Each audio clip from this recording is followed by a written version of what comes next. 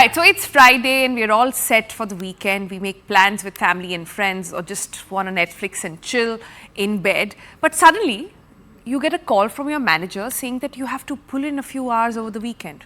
Or worse, after a night of partying, still dealing with a hangover, you get an urgent email on a Sunday morning from work.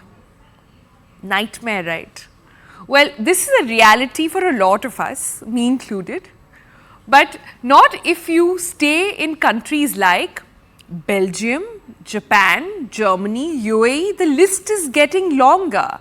Because here, in these countries, they have now rolled out laws or are on their way of rolling out laws where people will not be obliged to respond to work calls or emails over the weekend. In fact, some are even doing away with the fifth working day altogether, meaning work only for 4 days. Others saying let's make some arrangements and you have to clock in a particular number of hours and it's up to you in how many days you spend it. So you could wrap up work in 3 days or 4 days or 7, it's all up to you. Sounds lovely, right? But in India, where we still glorify hustle culture, where we hear our heroes talk about 70-hour work week and that is what will take us forward. How should we really be perceiving this? India kya mangta? Well, काम तो कोई extra नहीं करना चाहता है, but is it feasible in India?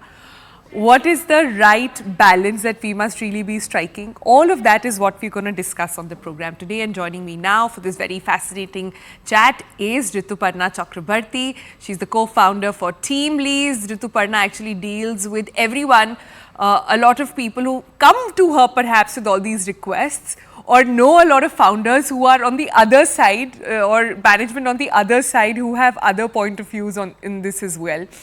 But Ritu, I just want to understand first off from you, like I said, काम कोई नहीं करना चाहता है, weekend पे तो especially नहीं करना चाहता है. So when we look at these laws, young India, millennials are now thinking, why have we been put through all of this?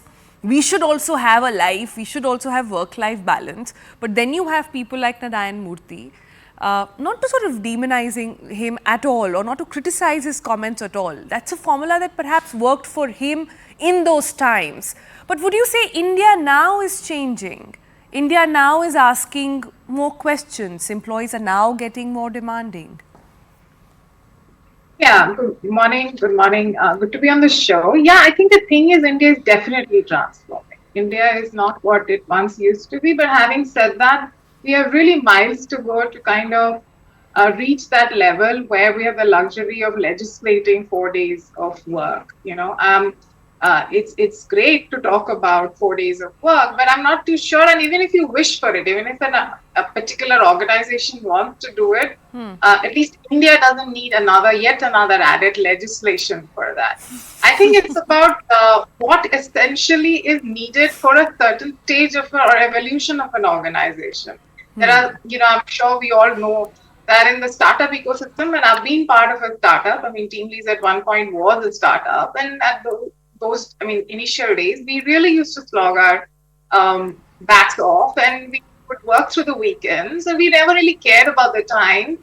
Our personal status, honestly, also were different than what it is probably today.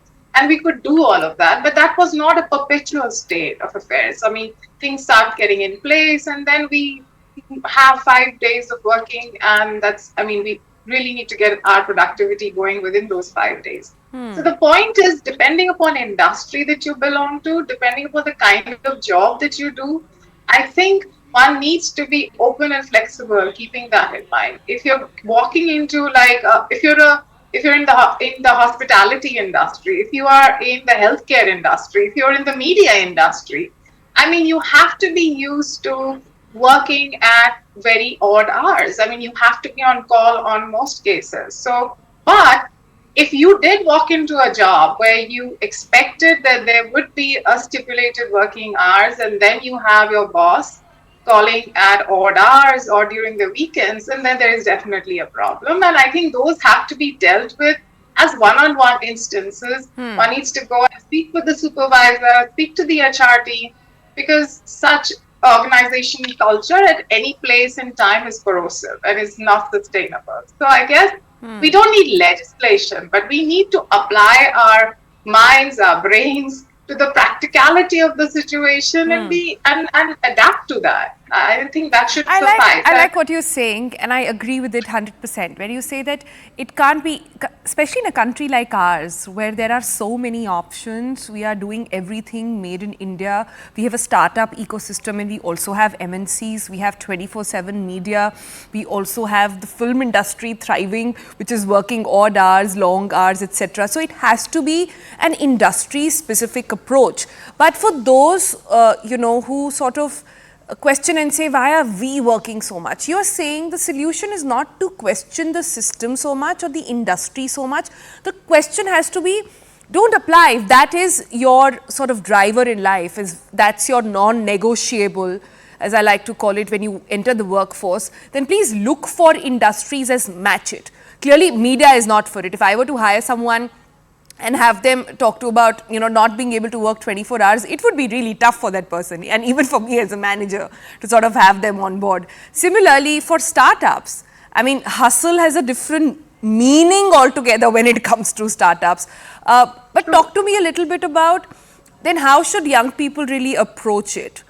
And is there a way in which people in existing organizations are feeling cornered, pressured, overwhelmed, exhausted? I guess it depends upon your personal aspirations, ambition, how much you're willing to stake out at the job. And if one is absolutely clear that, look, I want to do this job only for, let's say, 48 hours in a week, and I do not want to do anything more than that, then one has to be extremely prudent in the way they go about the selection process, ask the right question at the interview stage, do some kind of a research about the organization culture before they get into it. If you ask the patronizing side of me, well, the patronizing side of me will be saying very clearly that if you're a youngster, if you have time in hand, and India is already planning to be a $7 trillion, and if you want a part or a share in that success, then you should be willing to slug it out a little more than just those 48 hours and be flexible.